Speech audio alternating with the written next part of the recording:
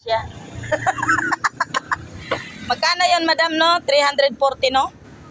300. Ay, 304 pala. Grabe naman ako. Tapos sisingilin ko yung 40 pesos. Ayan, nandito na may mga guys. Oh, sa manok. Kadamo kayo. Lalaki, oh, grabe. Kaya nga, Magkano, ilang kilo kaya ang inabot niya ng ganyang kalaki, oh? Para ng ano siya, no? Ostrich? Ano mo? hindi lang to tatlo.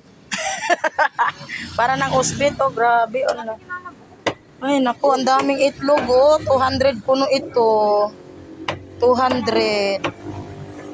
Hindi rin kaya makunat yung pitsyon yan. Ay, ano ba yung tawag yan? Balon-balonan. Andito kami sa manok. Ito yung medyo pang mahirap-hirap na price. Ang mahal kasi ng ano ngayon. Medyo maliit-liit ba yan, be? Medyo maliit-liit kasi giniling.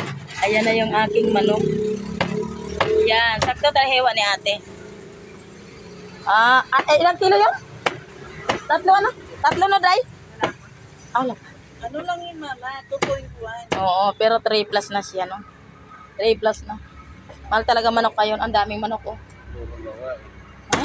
Mura na nga yan eh. Oo, mura na nga ito. Kasi doon sa amin sa Popawan, 150. 150 po. So dito talaga ako pumunta kasi mura dito kay ate. So maura to, guys. Bye-bye. Ayan na yung aming manok. Maraming customer si ate, oh.